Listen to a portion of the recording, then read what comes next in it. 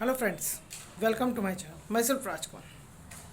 Friends, आज जिस share की हम बात करने जा रहे हैं वो है PACL, Punjab Akali and chemicals.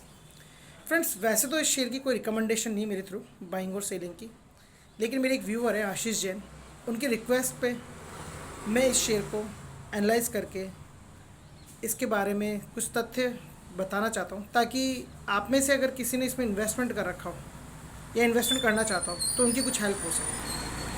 Friends, जिस शेयर की बात कर रहा हूँ पंजाब अकाली एंड केमिकल्स, इस शेयर का जो 52 वीक हाई है वो है 100 रुपये समथिंग और 52 वीक लो 21 रुपये समथिंग।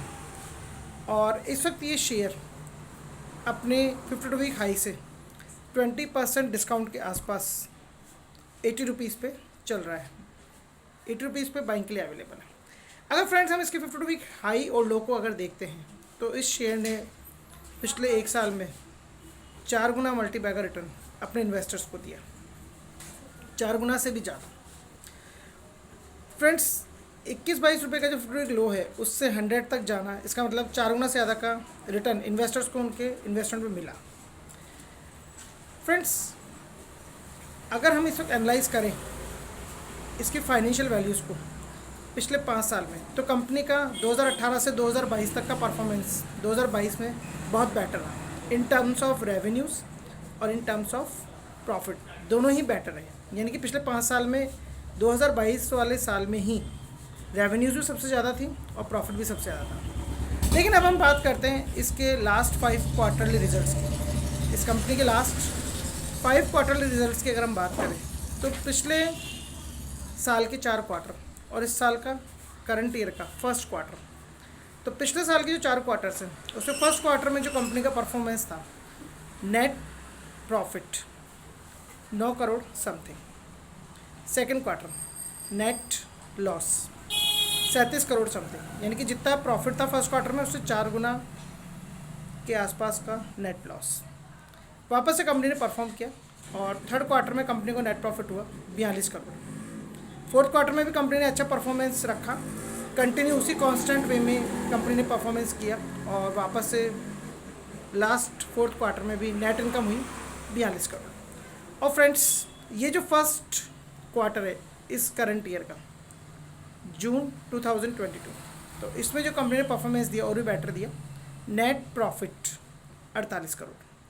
फ्रेंड्स, अगर हम बात करते हैं कि शेयर 21-22 रुपये से 100 रुपये तक चला गया, तो क्या कंपनी की जो फाइनेंशियल वैल्यूज़ को हमने एनालाइज किया तो उसके अकॉर्डिंग लगता है कि 100 रुपये तक जाना चाहिए था या नहीं चाहिए था, और उसके 80 रुपये पे है या 80 रुपये के आसपास इसमें बाइंग का लेवल बनता है। इसमें क्या करना चाहिए? क्या हमें वेट करना चाहिए, वॉच करना चाहिए, या फिर इन्वेस्टमेंट करना चाहिए, क्या अपर लेवल पर जाएगा? फ्रेंड्स, इसकी मैं एक चीज़ आपको बताऊँ, आप ध्यान से मेरी बात को सुनिएगा, स्किप मत कीजिएगा वीडियो को, अन्यथा आपको ये बात समझ में नहीं आएगी जो मैं बताना चाहता हूँ। जो लास्ट अप्रैल मई जून का जो क्वार्टर था लास्ट फाइनेंशियल ईयर का, उसमें प्रॉफिट था और सेकंड क्वार्टर में लॉस था। तो वापस से इसी ईयर भी जो फर्स्ट क्वार्टर है उसमें प्रॉफिट हुआ है, उसमें 9 करोड़ था और इसमें 48 करोड़, यानी 5 गुना। लेकिन पिछले साल सेकंड क्वार्टर में जो लॉस था, तो वही सेकंड क्वार्टर अब है। हो सकता है कि कंपनी का जो परफॉर्मेंस है इस क्वार्टर में डाउन चला जाए, क्योंकि परफॉर्मेंस से पहले हो जाता है कंपनी का जो भी है, लेकिन रिजल्ट बाद में आता है। यानी कि जुलाई अगस्त सितंबर का जो परफॉर्मेंस है कंपनी पहले परफॉर्म करेगी और रिजल्ट सितंबर के बाद आएगा, तो तब तक हो सकता है कि शेयर में थोड़ा सा डाउनफॉल आए, क्योंकि लास्ट ईयर भी इसी सेकंड क्वार्टर में शेयर में डाउनफॉल आया था, रिजल्ट्स में डाउनफॉल आया था। और अभी भी ये शेयर 100 रुपये से 60 रुपये तक के आसपास का डाउनफॉल इसलिए लिया, करेक्शंस लिए, लेकिन वापस से अपर लेवल 80 रुपये तक आया, क्योंकि रिजल्ट भी बेहतर था फर्स्ट क्वार्टर में। लेकिन वापस से सेकेंड क्वार्टर अगर थोड़ा सा रिजल्ट डाउन रहा, क्योंकि ये बारिश के सीज़न में थोड़ा सा केमिकल का जो वर्क होता है, जो केमिकल का वर्क से रिलेटेड जो कंपनीज का परफॉर्मेंस होता है, वो थोड़ा सा या तो कांस्टेंट रहता है, थोड़ा सा डाउनफॉल पे आता है। ये बात मैं मेरी एक्सपीरियंस के बेसिस बता रहा हूँ, आप इस बात को रिलेट मत कीजिएगा किसी भी तरीके से कंपनी की परफॉर्मेंस से लेकर के। लेकिन मैं मेरा अनुभव जो मैं मेरे लिए एनालाइज करके यूज़ लेता हूँ शेयर्स की वैल्यूज़ का अप एंड डाउन को एनालाइज करने के बाद में अपने रिसर्च और बेसिस पे शेयर को बाय और सेल के लिए एनालाइज करके हेल्प लेता हूँ। वही चीज़ मैं आप लोगों को बताने की कोशिश कर रहा हूँ कि कंपनी का जो सेकंड क्वार्टर में परफॉर्मेंस था डाउन था, हो सकता है सेकंड क्वार्टर में भी इस कंपनी का परफॉर्मेंस थोड़ा सा डाउन जाए, प्रॉफिट हो लेकिन हो सकता है थोड़ा सा परफॉर्मेंस डाउन जाए, तो हो सकता है कि शेयर थोड़ा सा डाउनफॉल पे आ जाए, यानी कि 70 रुपीज़ के आसपास का मुझे हो सकता है, लग रहा है ऐसा कि डाउनफॉल ही ले सकता है।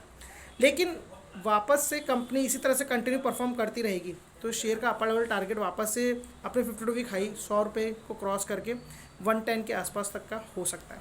वो फ्रेंड्स मैं इसलिए कह रहा हूँ कि पिछले 5 साल में कंपनी ने इसी साल अच्छा परफॉर्म किया, क्योंकि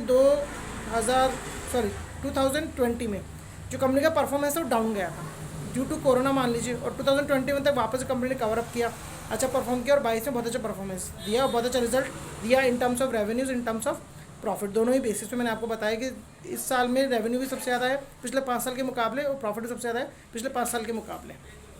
और ये परफॉर्मेंस थोड़ा सा 2019 में भी आपको देखने को मिलेगा, 2018 से 2019 में। 2019 और 2022 का जो रिजल्ट है कंपनी की जो परफॉर्मेंस है वो कुल मिलाकर के इक्वलेंट है, लेकिन इन टर्म्स ऑफ रेवेन्यूज़ 2022 का जो साल है 2019 से बहुत बेहतर है और प्रॉफिट्स थोड़ा सा आसपास ही है, लेकिन इस ईयर में ज़्यादा है।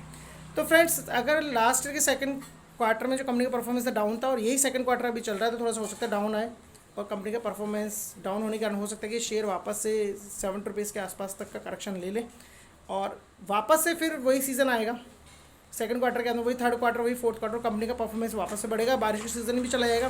तो हो सकता है कि कंपनी इसी तरह से वेल परफॉर्म करती जाए और वापस से शेयर एक अपर लेवल ट्रैक पे आ जाए। तो फ्रेंड्स आप अगर इन्वेस्टमेंट करना चाहते हैं तो प्लीज़ इस लेवल पे कर सकते हैं, थोड़ा डाउनफॉल जाए तो एवरेज बनाना पड़ेगा आपको।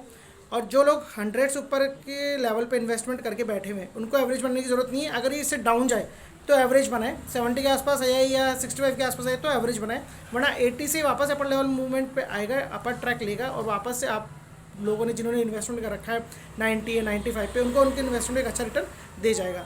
तो जिनको इन्वेस्टमेंट करना है अभी इन्वेस्टमेंट कर सकते हैं, थोड़ा सा एवरेज करना पड़ सकता है अगर ये थोड़ा सा डाउनफॉल पे गया। कंपनी परफॉर्म बेहतर कर रही है पिछले 5 सालों में, और जो लोग अपर लेवल में हो सकता है फंस गए हो तो उनके लिए भी एक मौका आ सकता है कि अगर डाउनफॉल जाए तो एवरेज बनाए। अदरवाइज ये कंपनी इसी तरह से परफॉर्म करती रही और ये जो सेकंड क्वार्टर इसमें अच्छा परफॉर्म किया तो ये शेयर बहुत जल्दी अपर ट्रैक लेगा और 100+ क्रॉस कर जाएगा, अपने 52 वीक हाई से भी बेटर पोजीशन पे जा करके आपको आपके इन्वेस्टमेंट में एक अच्छा रिटर्न दे जाएगा। तो फ्रेंड्स जो भी बात थी मैंने रिजल्ट को एनालाइज करके आपको बता दी। आप जुड़ रहे हैं मेरे चैनल से, मेरी जो भी बात है उसको एनालाइज करने के बाद में आप अपना रिसर्च एनालिसिस भी पूरा करें। आप मेरी किसी भी बात को इससे लिंक ना करें, बस मैंने अपने अनुसार जो भी रिसर्च एनालाइज करने का जिम्मा उठा रखा है आप लोगों की हेल्प करने के लिए वो मैं कर रहा हूँ।